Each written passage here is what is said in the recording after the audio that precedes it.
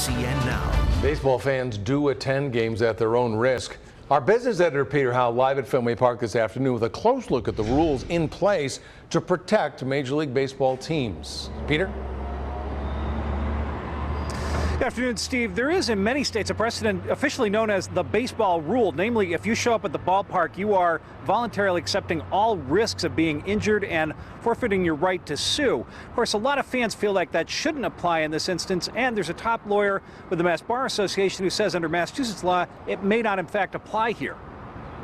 I think from a business perspective, I certainly understand it, but for what is morally correct to do, there needs to be some compensation for somebody injured, especially to that degree.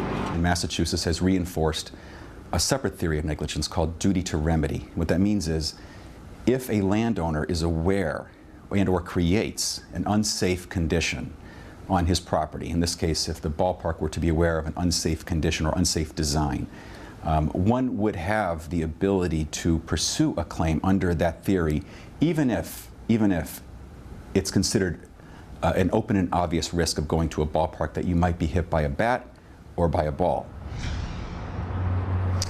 So could possibly one of the solutions be here that the Red Sox decide down the road to extend the mesh that you see behind home plate farther down the first and third baselines? That's a big question still to be answered. And is there legal action? Also, we still don't know whether that will happen. We'll take a closer look at this coming up in 5:30 in an NECN Business, a little more around the law, what it says, and what could be the upshot of this horrible, tragic accident Friday night. For now, we're live outside Fenway Park in Boston, and Peter Howe, NECN. We'll be back to our business editor through the evening. Meanwhile, an online fundraiser has been set up for Tonya Carpenter. Her friends set up a GoFundMe site for her because she won't be able to go back to work for some time. The page has now raised more than $4,000.